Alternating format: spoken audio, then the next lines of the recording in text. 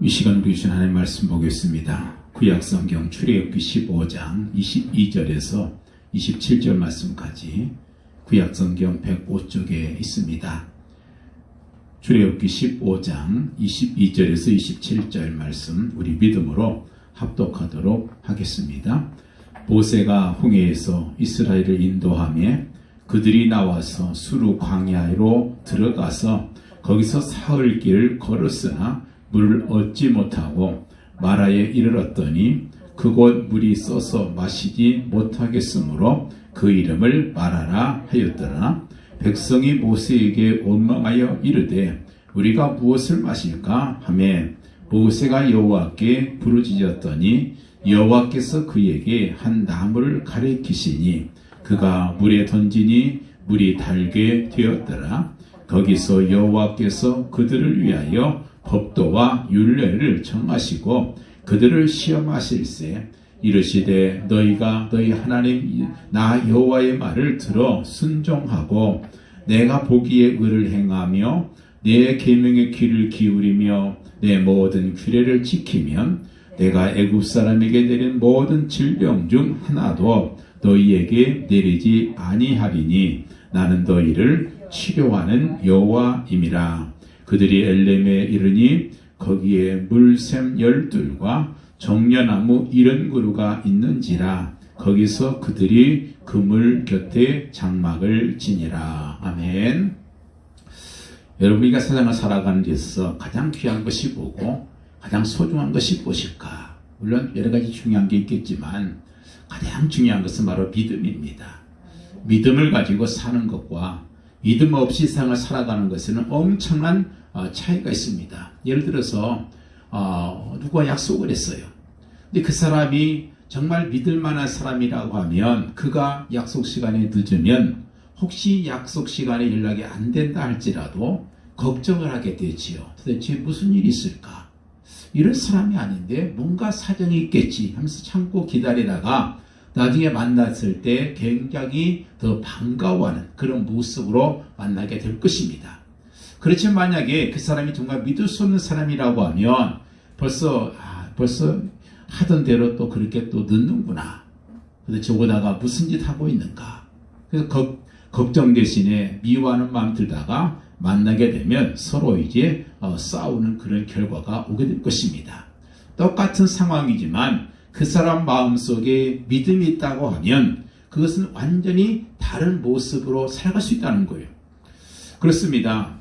사실 우리가 짧은 생 정말 믿고 살아가면서 세상을 살아도 그렇게 긴 인생이 아닌데 우리가 왜 서로 싸우면서 또 사는 그런 가정 그런 개인이 얼마나 많냐. 하나님께서 그것도 원치 않습니다. 그래서 우리가 참 대대 그렇잖아요. 참 똑똑하다 이런 것과 참 따지기를 좋아한다 이것과는 좀 달라요. 사람이 똑똑한 것이 물론 따지기를 좋아할 수도 있겠습니다만은 여러분 중요한 것은 똑똑하다는 것과 따지기를 잘한다는 말은 분명히 다르다는 것입니다.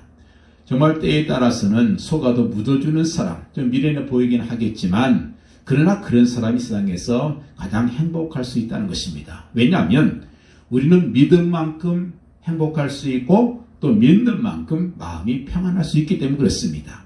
원망과 불평으로 가득 찬 그런 그 삶을 살 수밖에 없는 우리 현실이지만 그러나 그 속에서 정말 믿음이 있다고 하면 우리는 평안하게 살 수가 있다는 거예요. 모든 행복할 수 있는 여건을 다 갖추고 산다 할지라도 믿음이 없이 사는 사람은 늘 그 입에서 원망과 불평이 가득 나올 수밖에 없습니다. 그런 사람들을 행복하게 해줄 수 있는 것은 아무것도 없어요. 아무것도 구제불능이라는 것입니다. 하나님과의 관계도 마찬가지란 말이에요. 우리가 신앙생활할 때 정말 하나님에 대한 믿음이 얼마나 있느냐가 중요한 거예요. 성경 분명히 말씀하잖아요. 믿음이 어떤 것이냐. 믿음 바라는 것들의 실상이고 보지 못하는 것들의 증거다. 지금 내 앞에 보이지는 않습니다. 그렇지만 내가 소망하고 있어요. 그것이 나타난다는 것을 믿는 것이 그게 믿음이라고 그렇게 말씀하는 겁니다. 그래서 우리는 믿음의 눈으로 미래를 볼 수 있는 거예요. 믿음의 눈으로 미래를 생각하고 그리고 그 미래의 그 관점에서 형제대 생활의 의미를 깨닫기도 하고 또 그곳에 있을 하나님의 뜻을 찾는 것이 우리 믿음이라는 말이에요. 더 나아가서 나의 생의 의미가 무엇인가? 이거를 믿음을 통해서 거기에 근거해서 우리가 찾을 수 있다는 것입니다. 이런 하나님께서 이스라엘 백성을 향한 하나님의 뜻이 과연 무엇이었을까?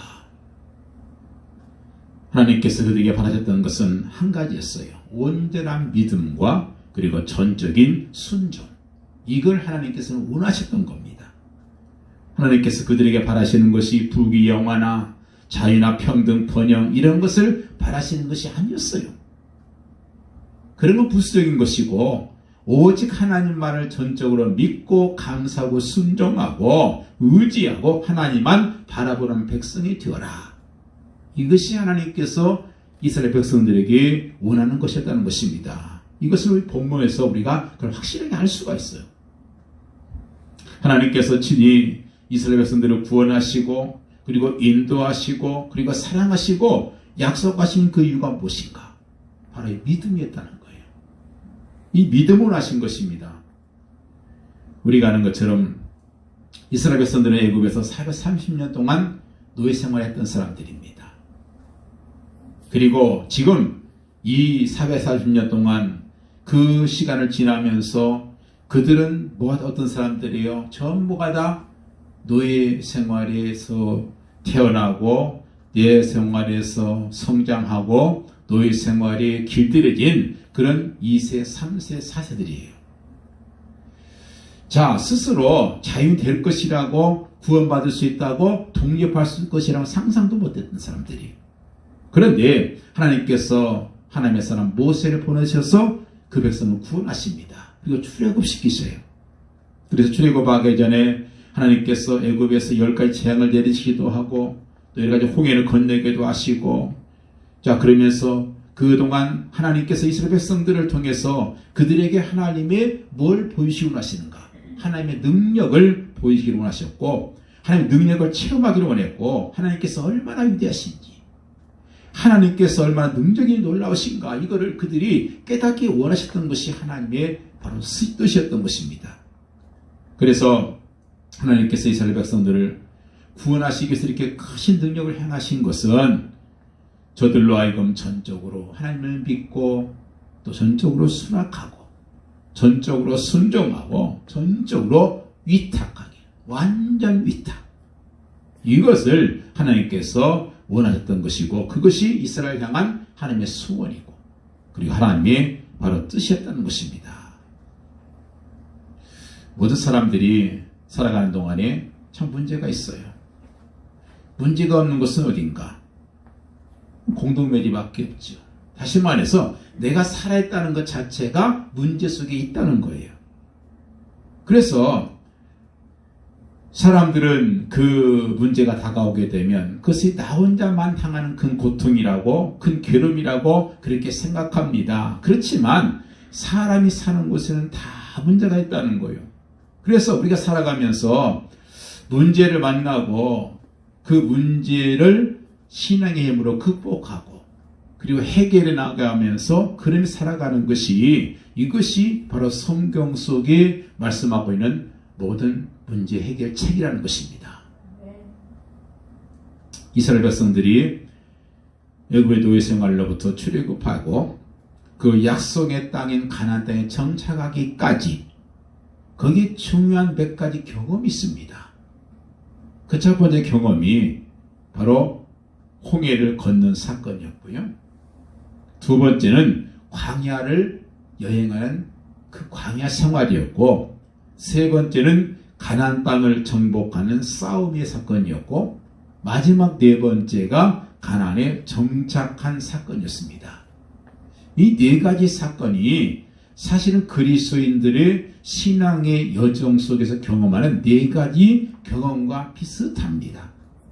우리가 신앙생활을 시작한 후에 구속의 체험을 하게 되지요. 그리고 더 나아가서 훈련을 받습니다. 여전히 우리 지금 훈련 중에 있어요. 그리고 훈련하면서 영적인 싸움을 하게 됩니다.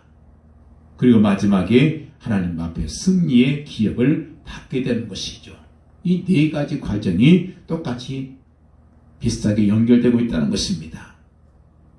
자, 그래서 하나님께서 그 출애굽 부작해서 가나안 땅에 갈 때까지 여러 가지 경험을 하시게 되는데, 그 중에 하나가 뭐냐면 구름 기둥과 불 기둥을 인도하시는 하나님을 출애굽기 13장에 볼 수 있습니다. 여호와께서 그들 앞에 행하사 낮에는 구름 기둥으로 밤에는 불 기둥으로 그들을 인도하시니, 그 낮에는 구름 기둥 밤에는 불 기둥이 백성들 앞에서 떠나지 아니했다, 그런 말씀이 있어요. 떠나지 아니했다. 광야라는 것은 너무나 혹독하고 너무 무서운 것이에요. 어떤 한 일본 목사님이 광야가 어떤 것인가 체험해보고 거기 한번 살아보겠다고 혼자서 안내 가이드도 없이 유대 광야에 들어갔다. 거기에서 차가 고장나서 거기 타 죽어버렸어요. 그처럼 이 광야라는 것은 엄청나게 낮에는 뜨거워서 타 죽게 되고 밤에는 또 반대로는 너무 추워서 얼어 죽게 되는, 그것이 바로 광야인 거예요. 그런데 그 광야 생활 속에서 하나님께서 불기둥과 구름기둥으로 인도하셨다. 이 말은요, 하나님께서 이스라엘 백성들과 함께 하셨다는 증거입니다. 함께 하신다는 거예요. 더 나아가서 내가 너희들을 책임지겠다는 증거예요. 내가 너희를 책임지겠다.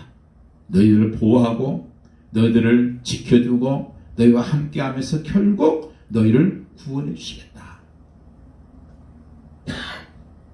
내가 비록 사막에 엄침한 골짜기를 다닐지라도 해받음을 두려워하지 않을 것을 주께서 나와 함께 하심이라.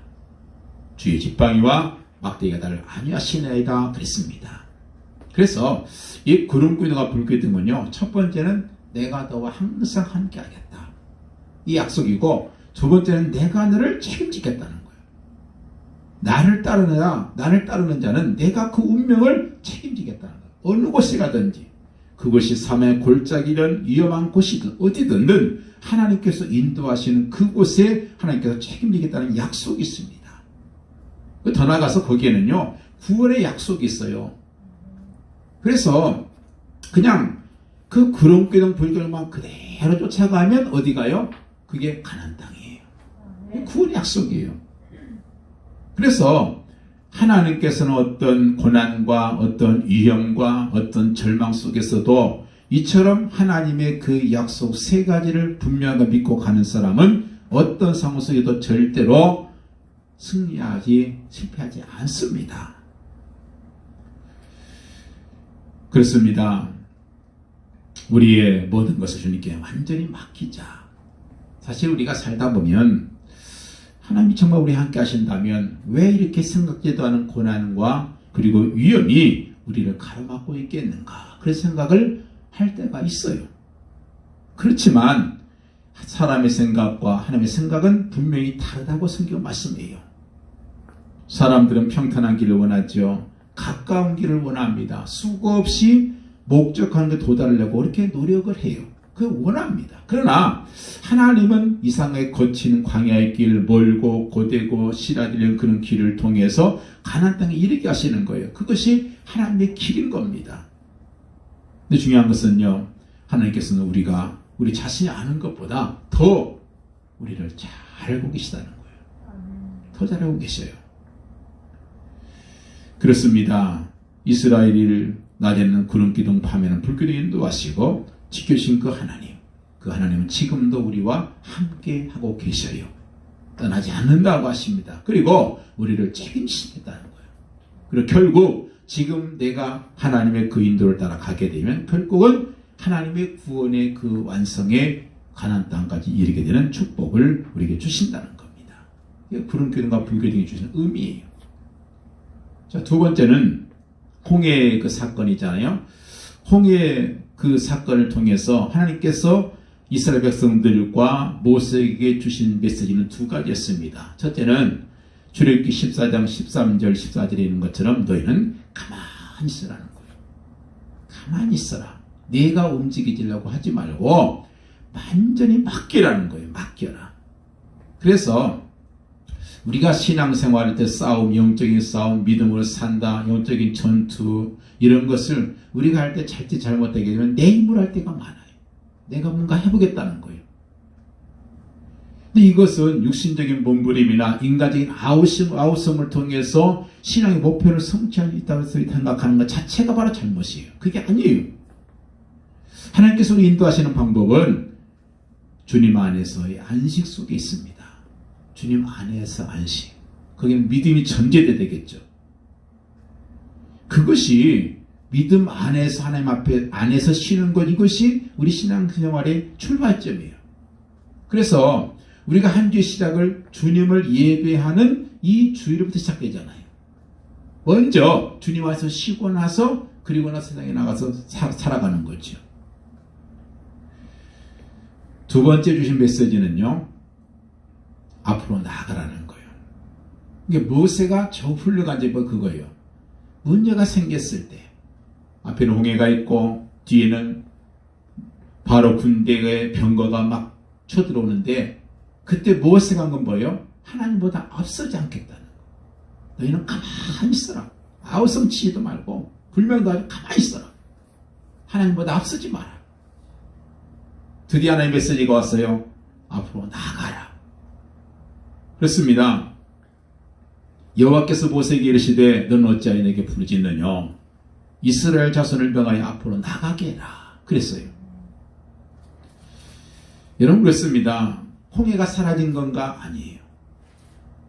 홍해는 여전히 있습니다. 그러나 앞으로 나가라는 거. 나가면 죽는 길인가?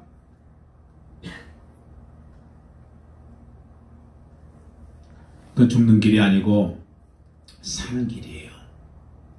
홍해를 향해서 나가는 것. 그것은 믿음의 행위고 그 한 발자국이 믿음의 행위인 것입니다. 믿음의 승리, 하나님의 승리, 그리고 주님을 의지했던 백성들의 승리가 그 한 발자국 속에 있다는 거예요. 창희처럼 대승리를 거두고 나서 나온 말씀이 출애굽기 15장이에요. 15장에는 뭘로 시작되는가? 모세와 이스라엘 백성들의 승리의 노래, 승리의 개가 찬송으로 시작이 됩니다. 그래서 그들의 노래는 여호와는 나의 힘이시고 나의 찬송이시고 나의 구원이십니다. 주의 오른손이 원수를 부수셨고 주의 곶김에 물이 쌓였으며 파도가 언덕같이 쌓였다. 주께서 바람을 일으키심에 바다가 그들을 덮으셨다. 이런 찬송으로 그 내용이 엮여져 있습니다. 그들은 자신이 건너온 홍해의 물결을 바라보면서 그리고 홍해에 수장된 바로의 군대를 바라보면서 그런 정말 엄청난 노래를 불렀던 거예요. 그리고 그들이 접어든 곳이 바로 오늘 본문에 나와 있는 수르 광야였습니다. 3일 동안 행군을 계속했어요. 그런데 문제는 물이 없다는 거예요. 광야에서 물이 없어요. 마침내 그들이 행군을 계속해서 사흘 만에 만난 곳이 마라는 바로 샘물이었던 겁니다. 정신없이 목말라서 물을 퍼마셨는데 그 물이 쓴물이에요. 다시 말해서 소금물인 거예요. 그래서 쓰다 그래서 마라가 된 것이죠. 주석과 팔만은 사막에서는 보통 평균 16km 거리마다 샘이 하나씩 있긴 하는데 그 샘에는 무염물이 너무 많아서 마실 수가 없다. 그런 얘기를 했어요. 그래서 여기서부터 뭐가 시작됩니까? 원망이 시작된 거죠. 그래서 금방 그 기쁨의 승리에 대해 합창을 불었던 그 입술이 사흘 만에는 뭘로 바뀝니까? 원망에 대해 합창으로 시작이 되는 거예요. 이것이 본문의 시작이에요. 25절에 보면 그들을 시험하실세 그런 말씀이 있어요. 이 시험이란 말은 되게 두 가지 단어가 있습니다. 유혹이란 말이 있고요. 주기도문에 나오는 temptation. 그리고 오늘 본문에 나오는 시험, 테스트라는 게 있습니다. 대개 선생님들이 학생들에게 시험 문제를 제출할 때는 뭘 냅니까? 필요 없는 거 내지 않잖아요. 쓸데없는 거 왜 내겠어요? 정말 이것만큼은 잊어버리면 안 된다. 정말 이것만큼은 정말 꼭 기억해야 된다. 그것을 교훈을 부각하기 위해서 주어진 것이 바로 시험 문제 아니에요. 하찮은 것 알아도 그만 몰라도 그만 문제를 왜 문제를 내겠어요? 정말 이것은 잊어버리면 안 되고 이거는 꼭 기억해야 되는 것이다. 이것만 내는 것이 시험 문제예요. 사실 우리 모든 그리스도인들은 광야라고 하는 신학교에 입학하게 되지요. 그 광야 신학교에서 훈련받고 있는 것이 우리의 신앙생활인 거예요. 자, 그래서 이 훈련 중에서 우리가 여러 가지 시험을 치르게 되죠. 오늘 본문도 바로 이런 테스트 시험을 치르고 있는 거예요. 그러면 여기서 하나님께서 문제 되시는 시험 문제는 뭐냐? 간단해요. 항상 똑같습니다. 하나님은 어떤 분이시냐는 거예요. 하나님은 어떤 분이신가? 이게 시험 문제예요. 하나님, 내가 믿는 하나님 어떤 분이시냐? 이게 시험 문제예요. 우리는 신앙생활하면서 평생을 통해서 배워야 할 교훈의 초점이 바로 이거예요. 하나님을 더 깊이 하려는 거예요. 더 깊이. 이게 시험의 이유예요. 그게 목적이고 그게 문제란 말이에요. 그래서 하나님께서는 오늘 본문에도 보면 22절, 27절까지가 바로 그거예요. 주님께서 내신 시험인데 시험 문제는 뭐냐면 하나님은 어떤 분이시냐 이거예요. 마라의 사건을 통해서 주시는 하나님의 말씀, 그 하나님은 어떤 분이신가? 이것은요, 답은 치료하시는 하나님이라는 거예요. 네. 치료하시고 회복하시는 하나님이시다. 네. 모든 문제를 해결할 수 있는 그런 분이시다. 그래서 하나님은 치료자시고 진정한 치료자는 하나님이시다. 이걸 말씀하시는 것이 우리 본문이에요. 이 마라의 고민이 뭐예요? 첫째는 마실 물이 없다는 거잖아요. 바다에서는 물이 많아도 마실 물은 없어요. 또 홍수가 나면 물이 많아도 마실 수가 없습니다. 똑같은 물이 아니라 마라에 똑같아요. 마라에도 물은 있어요. 근데 마실 수가 없는 거예요. 마라에 그곳에는 사람도 있었고 그곳에는 나무도 있었고 거기는 돌도 있고 모래도 있고 또 애굽에서 끌고 나온 짐승도 있었고 거기는 가족도 있었고 민족 공동체도 있었고 심지어 애굽에서 가지고 나온 금은 보화도 있었습니다. 그러나 이런 것들이 지금 목에 타서 죽어가는 이스라엘 사람들의 타는 복을 축이는 데는 아무런 도움이 되지 않았다는 것입니다. 사람도 돈도 재산도 갈증을 해결해주지 못했다는 거예요. 이게 마라의 문제예요. 월남전에 종군했던 한 미군 군목이 적턴에 맞아 숨쉬면서 이제 숨져가는 그 젊은 병사를 위로하면서 그들이 했던 가장 마지막 그 절규가 뭐였는가? 숨을 거두면서 피를 흘리면서 그들이 했던 절규는 바로 그거였어요.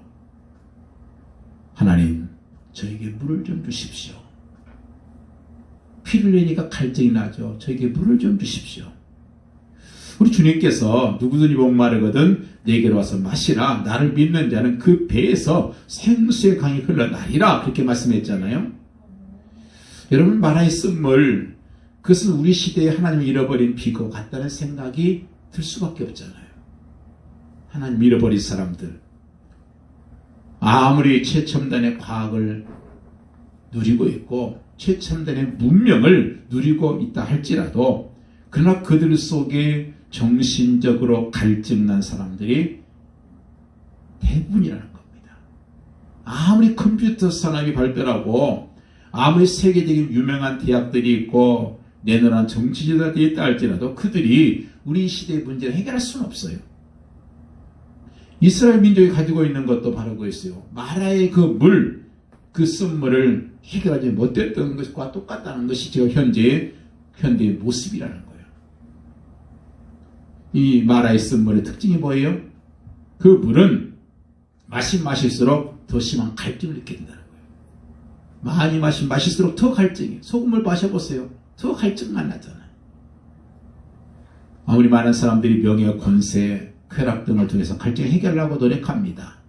술이나 도박, 마약 이런 것 가지고도 마음을 시원하게 해결해 보려고 노력해요. 그러나 그것은 말의 쓸모가 똑같습니다. 그래서 파스칼이 이런 말을 했어요. 인간의 마음 속에는 빈방이 하나 있다. 그 비방이 채워지기 때까지는 참된 만족은 있을 수가 없다. 사람들은 그 공허함을 채워보려고 지식으로, 재물로, 명예로, 쾌락으로 그것을 찾는 데 노력하고 있지만 결코 그런 것으로는 이 방을 채울 수가 없다. 오직 하나님을 모실 때만 그 방은 채워줄 수 있다. 그런 말이 있어요. 소련의 그 망명 작가인 알렉산더 솔지니친이요 이런 말을 했습니다. 나는 러시아의 공상혁명사 연구에 50년을 바쳐왔다. 나는 그 과정 속에서 수백 명의 사람과 면담했고 수백 권의 책을 읽었다. 왜 6천만 명의 생명을 죽인 피혁명이 일어났냐고 묻는다면 그 대답은 하나다. 사람들이 하나님을 잃어버렸기 때문이다. 하나님 잃어버렸기 때문에 그 수많은 피해 그 숙증이 있었다는 거죠. 그래서 마치 하나님 잃어버렸다는 것은 마치 질주하는 자동차의 운전수를 잃어버린 것 같고 창공을 날아가는 비행기가 기장을 잃어버린 것과 똑같다. 이런 표현을 했었습니다. 그렇습니다. 왜 마라를 만났는가? 지금 마라라고는 그런 그 상황이요. 인생 도처에 다 깔려 있습니다. 그 원인은 물론 인류의 죄악의 결과겠죠. 그래서 살다 보면 원하지 않은 고통과 아픔과 잠을 이룰 수 없는 밤을 맞게 되는 것입니다. 그러나 그때 우리가 할 것은 뭐냐? 놀라지 말고 옛 이스라엘 백성들이 경험했던 것처럼 쓴물을 단물로 바꾸신 하나님을 기억해라는 거예요. 치유하신 하나님을 기억해라는 거예요. 오늘 우리가 사는 이 세상은 어쩌면 마라 같은 세상과 똑같지 않습니까? 우리가 대개경 예수 믿게 되면 아무런 어려움이 없이 그렇게 만세 형통할 까 생각하지만 그러나 그렇지가 않습니다. 문제가 있을 수 있습니다. 예수 믿으면 모두 환난 당하지 않는가? 그렇지는 않습니다. 하나님 지켜주시니까 물론 맞는 면도 있어요. 그렇지만 기독교의 진리는 예수를 믿음을 통해서 환난을 당하지 않는다는 이것보다는 오히려 이 환난을 극복할 수 있는 힘을 얻는데 거기에 그 핵심이 있어요. 문제가 있어도 그걸 극복할 수 있는 힘을 얻는 거. 이게 신앙이란 말이에요. 주님 말씀하잖아요. 너희가 세상에서 환난을 당하나 환난을 당하지 않는다고 하지 않았어요. 너희가 세상에서 환난을 당하나 담대해라. 내가 세상을 이겼노라. 그렇죠? 환난 날에 나를 부르라. 내가 너를 건지겠고 내가 나를 영화롭게 하리라. 이거 신앙의 진수입니다. 환난을 당하지 않는 것이 아니고 환난을 당하지만 그 환난을 잘 극복하는 힘을 얻는 것이 기독교의 신앙이고 성경이 가르치는 핵심이라는 거예요. 자, 그렇다면 가장 중요한 것이 뭐겠어요? 오늘 본문을 통해서 우리가 배울 것이 꼭 중요한 게 있습니다. 그게 뭐냐면 우리가 이런 마라와 같은 그런 문제를 만났을 때 우리의 태도라는 거예요. 어떤 태도를 갖느냐는 거예요. 우선 이스라엘 백성들은 어떤 태도를 갖습니까? 원망의 소리가 높아지잖아요. 불과 사흘 전에 환희와 감격 속에서 하나님을 찬양했던 그들이 이제는 원망이 하늘을 찌르는 그런 모습으로 바뀌는 거예요. 이게 이스라엘 백성들이었어요. 참 어쩔 수 없잖아요. 마치 이런 봄날의 날씨처럼 변덕스러워서 금방 변하는 것이 우리 인간 아니겠어요? 사실은 하늘에 있는 것이나 땅에 있는 것이나 우리 애들의 시야에 보이는 모든 것들이 사실은 확실하게 믿을 건 별로 없어요. 사람이건 물질이건 그 어떤 것도 확실한 건 없습니다. 베이컨하고는 주석가는 인간들이 경험하는 실망과 좌절이라는 것은 흔히 하찮은 일상 속에서 일어난다. 그리고 그때마다 사람은 기도보다는 원망부터 먼저 하게 된다. 그런 말 했어요. 맞습니다. 그 문제가 왔을 때 이스라엘 백성은 어떻게 해요? 기도보다 먼저 원망을 시작해요. 누구요? 모세를 원망하고 하나님 원망합니다. 그들이 사흘 전에 그렇게 정말 감격했던 그 홍해의 승리를 기억했다면 조금만 호흡을 가다듬고 애굽에서 당했던 고통과 그리고 하나님께 주신 그 값진 해방을 생각하고 그리고 정말 홍해에서 그 엄청난 승리를 생각했다고 하면 어떻게 원망할 수 있겠어요? 근데 원망부터 시작하는 거예요. 이게 왜냐? 우리 죄인들의 모습이라는 거예요. 우리는 고통이 왔을 때 혹시 우리도 원망부터 시작하고 있지는 않는가? 오늘 본문을 통해서 우리가 생각해야 돼요. 하나님, 왜 나에게는 고통과 절망과 좌절과 파산을 허락하십니까? 하고 원망하고 있지 않느냐 말이에요. 엊그저께 은혜 받고 축복받았다고 눈물 흘리면서 감사할 때는 언제고 그 눈물이 제 말했기 전에 원망 못하는 것이 바로 우리의 삶 아니냐는 것입니다. 그 사도 바울은 고린도 교회에 편지하면서 바로 이 사건을 통해서 이렇게 얘기합니다. 저희 중에 어떤 이들이 주를 시험하다 뱀에게 멸망하였나니 우리는 저희와 같이 시험하지 말자. 저희 중에 어떤 사람이 원망하다가 멸망시키는 자에게 멸망하였나니 너희는 저희와 같이 원망하지 말라. 저에게 당한 이런 것들이 옛날 성경에 보면 거울이 돼요. 저희 당하는 이 사건들이 거울이 되고 또한 말세를 만난 우리들에게 경계로 주어진 것이다. 이런 말씀을 하고 있어요. 그렇습니다. 원망하는 마음 가지면 하나님과의 관계가 자연히 멀어지게 되겠죠. 그리고 이웃관계도 멀어지게 됩니다. 그리고 원망하는 마음 품고 있으면요, 기도도 안 되고 찬송도 안 되고 예배도 안 돼요. 그러다 결국 시들어버리는 그런 그 모습, 자식까지 무너지는 그런 모습이 되는 거지요. 그래서 이스라엘 백성들은 그 원망하는 버릇 이것 때문에 결국 그들이 꿈에 바라던 그 가나안 땅에 들어가지도 못하고 죽잖아요. 그래서 원망은 해결책이 아닌 것입니다. 근데 우리는 이상하게 원망부터 시작을 해요. 원망보다는 해결책을 먼저 찾는 게 중요하잖아요. 그럼 해결책이 뭐였나? 이 모세의 그 태도를 통해서 볼 수 있는데 25절 말씀 보니까 모세가 여호와께 부르짖었더니 여호와께서 그에게 나무를 가리키시니 그가 물에 던지니 물이 달게 되었더라. 그런 말씀이 있어요. 사실 확실히 모세는요 수준이 있는 사람이에요. 옛날에 40년 전에 자기 혈기 가지고 이스라엘 민족을 구원하겠다고 사람 죽이는 그런 상황과 완전히 달라요. 40년 동안 광야에서 훈련받은 경험자답게 그는 이 문제가 왔을 때 어떻게 해요? 즉시 깨달아요. 뭘 깨달았어요? 아, 내가 내 시선을 하나님께 두지 않았구나. 내 삶이 순탄할 때, 내 삶이 복으로 가득 찼을 때 내가 집중해야 되고 시선을 고정해야 될 하나님으로부터 내가 떠났구나. 그렇게 생각하고 그가 하는 게 뭐였어요? 즉시 하는 게 기도였어요. 아, 하나님께 내 시선을 돌려야 되겠구나. 모세는 문제와 환난을 만났을 때 그것을 해결하는 신앙적인 방식을 가지고 있음을 본문을 통해서 알 수 있다는 거예요. 이것은 단순히 그저 마라의 사건에서만 일어난 게 아니었어요. 출애굽기 17장이 똑같아요. 거기서 똑같이 세 개가 나옵니다. 모세가 똑같은 자세를 가져요. 세 가지입니다. 첫째가 뭐예요? 바로 기도했다는 거예요. 기도. 문제가 생기면 하나님께 나서 기도해야 되는 거죠. 그게 최선의 해결책이에요. 모세가 여호와께 부르짖었더니 이 어려운 상황 속에서 하나님 앞에 모세가 기도했다는 거예요. 중요한 것은 백성들의 불만과 원망과 불신을 고스란히 자기의 가슴속에 담아주지 않고 하나님께로 가지고 갔다는 겁니다. 이게 중요한 이 기도예요. 이게 내가 마음속에 담는 것이 아니라 하나님께 가지고 가는 거죠. 이게 안 되면요 우리 속에 쌓이는 건 뭐예요? 한 바퀴 쌓이지 않아요. 여러분 기도가 뭔 것 같아요?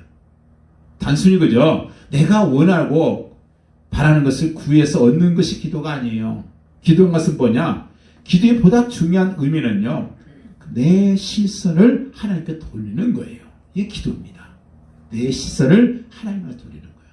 내가 하나님에서 시선을 다른 걸 돌렸구나. 사람을 보고 환경을 보고 물질을 보고 어려움을 보고 이런데 이 시선을 내가 하나님께 돌려야 되겠구나. 이것이 바로 기도라는 거예요. 그래서 우리가 뭐 원망하면 그게 화병이 되지만 그러나 기도하게 되면 해결책이 나오게 되는 거죠. 복은 참 좋은 것이죠. 근데 거기에는요 유혹이 있어요. 항상 복에는 좋은 거지만 유혹이 있다. 그 복이 우리에게 가져주는 손실이 있어요. 그게 뭐냐면 복을 받고 쓰는 그 복의 근원을 쉽게 망각해버린다는 거예요. 이게 복이 주는 유혹이에요. 복을 받았어요? 좋아요. 근데 그 복을 주신 분 그 근원을 잊어버려요. 이게 문제란 말이에요.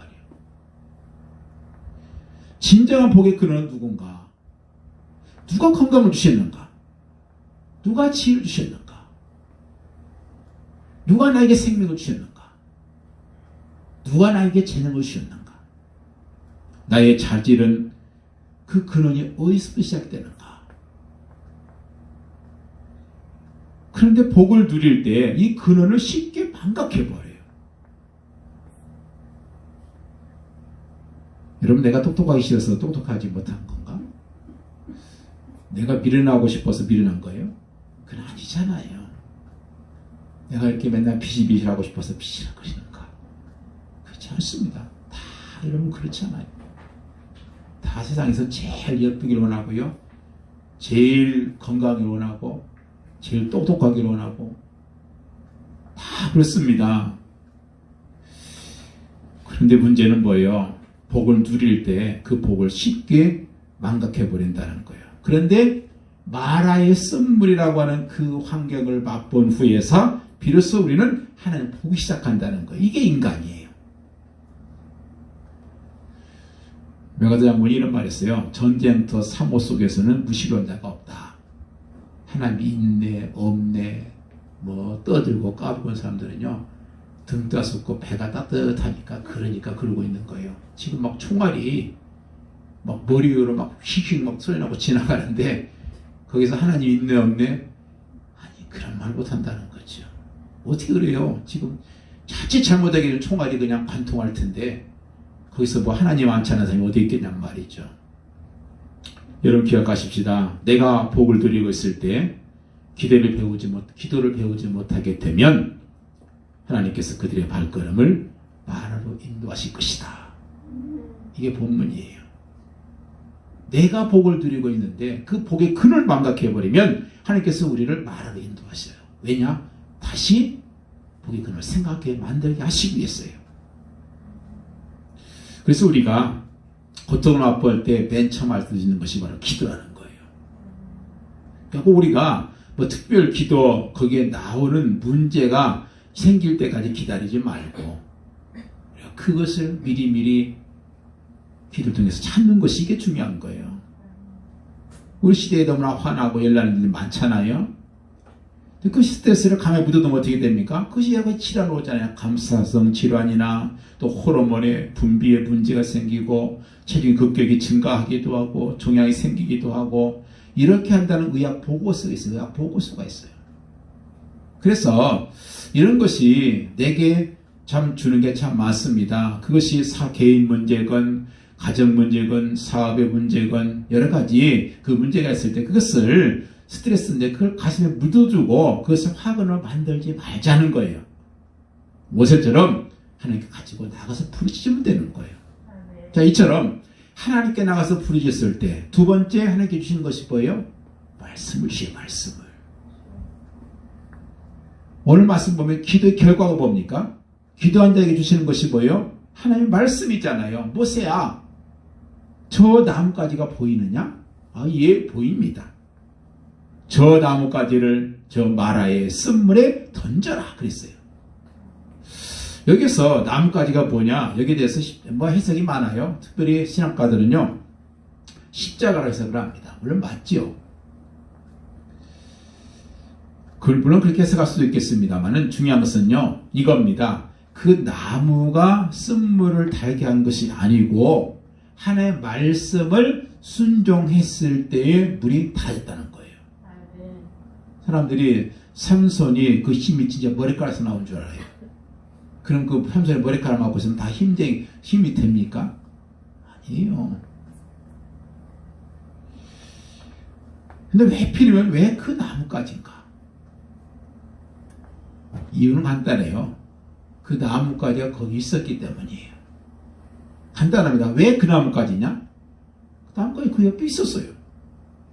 그냥 평범하고 보잘것이 없는 나무인데 그것을 사용하시고 그걸 던지라고 하신 거예요. 사람들은 특별한 걸 좋아하잖아요. 특별한 거, 신기한 거, 굉장한 거, 저 추구하다가 사소한 거, 평범한 거, 소중한 것을 놓쳐버립니다. 모세가 여호와께 부르짖더니 여호와께서 그에게 한 나무를 가리키시니 그 나무는 하나님께서 이 때를 위해서 사용하기 위해서 그동안 쭉 준비해 오신 거라는 사실이 중요합니다. 준비를 하고 계셨어요. 그때 쓰기 위해서 여러 해 동안 그것을 잘하게 만드셨어요. 여러분 우리가 알지를 못합니다. 그렇지만 우리 앞에 무슨 문제가 나타나기 전에 하나님께서 이미 그 문제의 해결책을 이미 준비하고 계시다는 사실을 기억해라는 것이 이 말씀이에요. 문제가 있습니까? 그 문제를 해결하기 위해서 지금 뭔가를 준비하고 계셔요. 그게 몇 년을 자란 나무는 몰라요. 그렇지만 그 뜨거운 사막에서 그 나무를 키우시고 있었던 거예요. 왜요? 모세로 하여금 그 나무를 통해서 마라의 쓴물을 단물로 만드시기 위해서라는 거예요. 하나님께서는 우리가 모르는 가운데서 벌써 우리 문제 해결책을 다 준비하고 계셔요. 그걸 믿는 게 신앙이란 말이에요. 항상 우리 문제의 답은 어디 있어요? 내 가장 가까운 데 있어요. 그것을 우리가 알아라는 거예요. 근데 그건 누구한테 보입니까? 아무한테나 보여주질 않아요. 기도하는 사람에게만 보여줘요. 그 60만 대군이 아는 것이 아니고 기도하는 모세 혼자 그 나뭇가지를 보게 되는 거예요. 해답은 구말리 청천 먼 곳에 있는 것이 아니고 바로 우리 가까운 곳에 있다. 근데 누가 그걸 발견하느냐? 기도하는 사람이 발견한다. 하나님께서는 쓴물이 있을 때마다 달게 하시는 나무도 함께 기르고 계시다. 이 진리를 깨닫으시기 바라요. 우리가 겪는 여러 가지 고난에 대해서 하나님께서는 이미 해결을 갖고 계신다.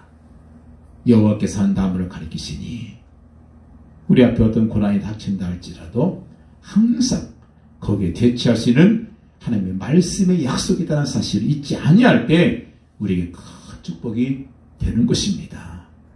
그렇기 때문에 어려운 문제 부딪힐 때마다 한 것이 뭐예요? 기도하면서 그리고 하나님의 말씀을 찾으라는 거예요.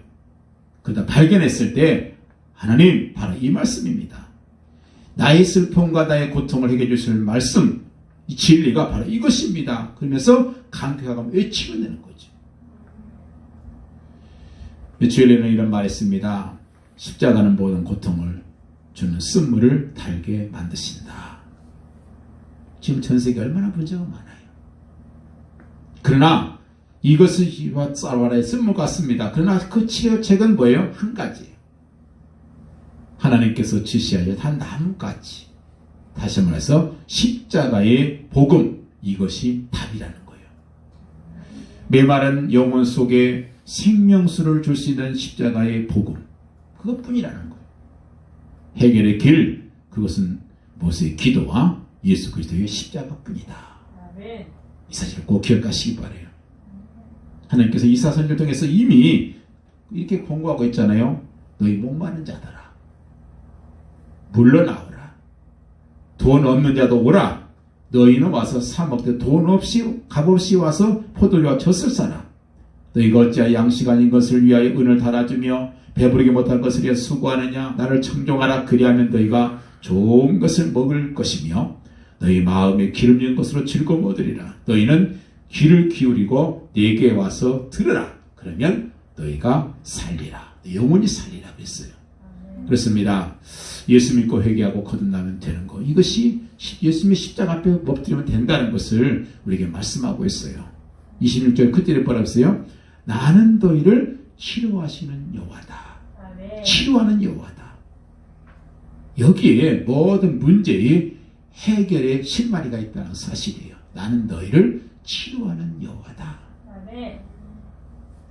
여러분 그렇습니다. 병든 역사, 문화, 예술, 종교, 사상, 인간 누가 어떻게 치료할 수 있겠는가? 오직 여호와 하나님밖에 없다. 나는 너희를 치료하는 여호와라. 이렇게 말씀하신 하나님만이 고칠 수가 있고 그리고 치료할 수 있다는 사실이에요. 마지막 세 번째는 뭐예요? 순종이에요. 말씀이 왔으면 이제 어떻게 해야 돼요? 무조건 순종하는 거예요. 그런데 하나님 말씀에 순종하는 것의 가장 큰 방해물이 뭔지 아세요? 그게 바로 나의 경험과 나의 지식이에요. 만약 우리에게 그 말씀을 했을 때 하나님, 아니 나뭇가지 이거 던진다고 쓴물이 담을 번하겠습니까? 이게 나의 지식이죠? 나의 경험이잖아요. 그거 안 변해요. 거기다가는 소금을 중화시킬 수 있는 그런 무슨 화학 제품을 넣어야지.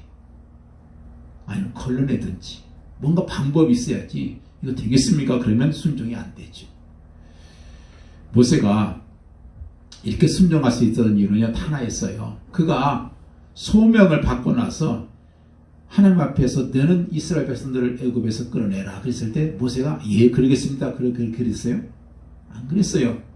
막 빼잖아요. 아니 저는 안 돼요. 저는 능력도 안 되고요. 나이도 많고 말도 못하고 또 내가 가봐야 백성들이 나를 안 믿을 것이고 난 도저히 못합니다. 아무것도 못합니다. 계속 그렇게 여러분 그 거절했던 그 이유가 뭔지 아세요? 너무 많이 알았어요.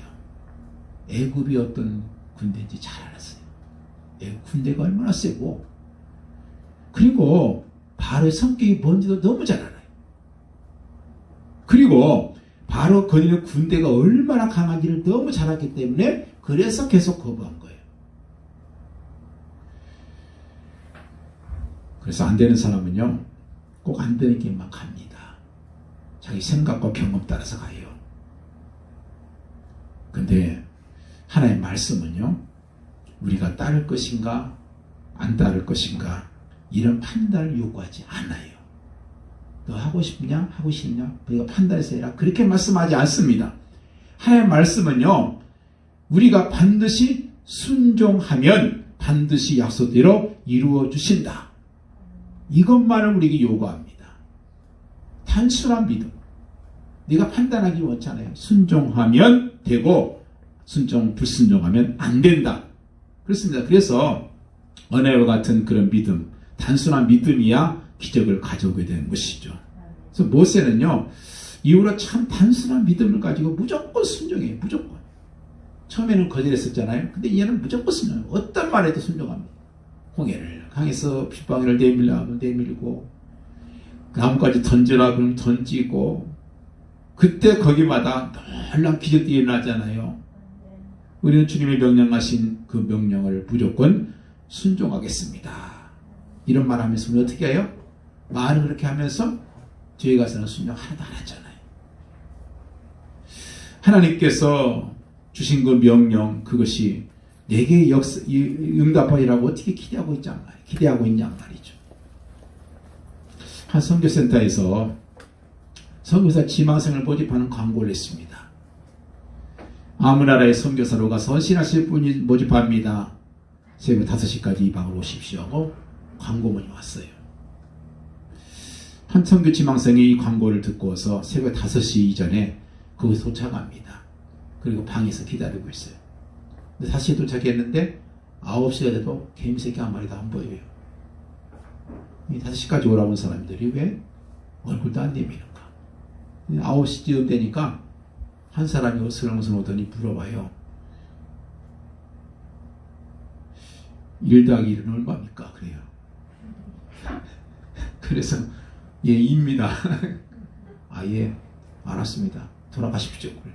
에이, 틀렸구나. 그리고 이제 집에 가 있었더니 학교 통지서가 왔어요. 당신은 선교사 시험에서 훌륭하게 통과되었습니다. 네, 준비를 하십시오. 통보가 왔어요. 그래서 이상하다. 찾아가서 물어봤어요. 도대체 어떻게 돼서 나가 이렇게 합격했습니까? 그랬더니 그 대표자가 그런 말을 하는 거예요. 새벽 5시까지 정확하게 도착한 것은 성실성이 인정된 거고, 그 다음에 3시간, 4시간을 계속 참아내는 인내력이 인정됐고, 그 다음에 1-1과 같은 유치한 질문에도 대답하는 겸손함이 인정됐습니다. 선교사에게 필요한 것은 성실성과 인내력과 겸손함의 그 인격인데, 그것이 보장돼서 확인돼서 이제 그게 절대로 필요한 사역이 선교사역인데 가서 열심히 하십시오. 그런 부탁을 하더라는 거죠. 우리는 사실 큰 일에 집착하기로 하잖아요. 근데 하나님께서는 작은 일부터 충성하는 법을 가르치십니다. 마태복음 25장 23절에 말씀하잖아요. 잘하였다. 착하고 충성된 종아, 네가 작은 일에 충성하였으면 내가 많은 것으로 내게 맡기르니 내 주인의 즐거움에 참여할지다. 그랬습니다. 사실 하나님께서 마라의 물을 단물로 바꾸시기 전에 나무를 던지라고 하는 이유가 무엇이라고 생각합니까? 왜 나무를 던지라고 했겠어요? 그 자그마한 순종이 위대한 기적으로 가져온다는 그 사실을 보여주시기 위한 거 아니겠냔 말이에요. 하나님의 놀라운 기적은 항상 가장 작은 사건부터 시작이 된다. 그래서 모세가 나무를 던지긴 했습니다마는 사실은 모세가 고른 나무가 아니었고 하나님께서 정하시고 지시하신 나무였다는 사실입니다. 그래서 우리는 뭐예요? 모세는 단순한 거죠. 신분권에 불과하다 하는 사실을 꼭 기억해야 될 것입니다. 여러분의 삶이 괴롭고 그리고 고통스럽습니까? 우리는 어떻게 돼요? 우리 시선을 하나님께 돌려야 돼요. 이게 기도예요.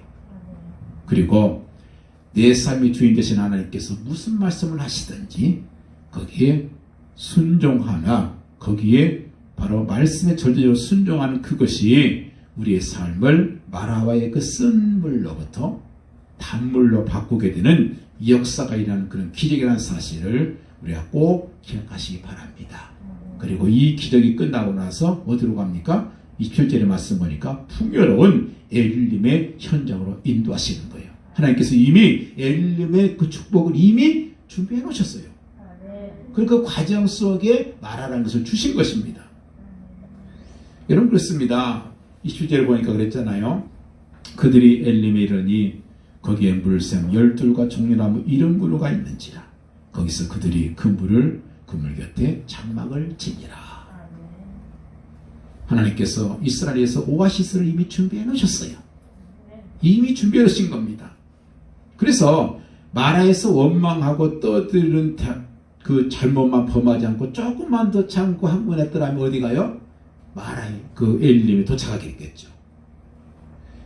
그래서 이 엘림에 준비된 오아시스는 우리를 위해서 준비하신 영혼의 오아시스의 그림자라는 거예요. 내가 내 문제 때문에 걱정하는 것보다 더 걱정하신 분이 계십니다. 내가 나를 위해서 그 무엇인가를 준비하는 것보다 더 세심하게 나를 위해 준비하신 분이 계셔요. 마라와 같이 이 쓴 세상에서 여러 가지 이 일 저희로 지친 나를 위해서 오아시스를 준비하고 계신 분이 있어요. 그분이 누군가? 바로 하나님이에요. 그분은 나의 주가 되시고 나의 아버지가 되시는 나의 하나님이시라는 것입니다. 그렇습니다. 칼리시란 분이 그런 말했어요. 그리스도인들이 주일에 성전에 모여 그 모든 걱정을 잊고 하나님께 예배드리며 영혼의 휴식을 취하는 것이야말로 영혼의 엘림, 즉 오아시스다 그랬습니다. 한 여인이 강도나 유괴범을 품에 안겼다고 해서 행복하지는 않아요. 아무리 그 강도가 뭐 체격이 우람하고 남산 같다고 해서 결국 불안하고 공포에 들 거예요. 그렇지만 사랑하는 사람 품에 안겼을 때 거기에서 평생 평화를 누릴 겁니다. 아이도 마찬가지죠. 여러분 그렇습니다. 어느 곳이 오아시스인가? 어느 곳이 생수가 있고 어느 곳에 쉴만한 그늘이 있는가? 지금 먹고 마시고 누리는 것이 만족스러운가? 지금 쉬고 있는 그곳이 바로 오아시스라는 것입니다. 그 오아시스는 뭐예요? 주님의 넓은 품이라는 겁니다. 예배 드린다는 것은 바로 그 주님의 그 품 속에, 주님의 그 세계 속에 우리가 들어온다는 사실을 기억하시고 영원의 오아시스 엘림에서 영원한 쉼터를 찾으시길 예수님으로 간절히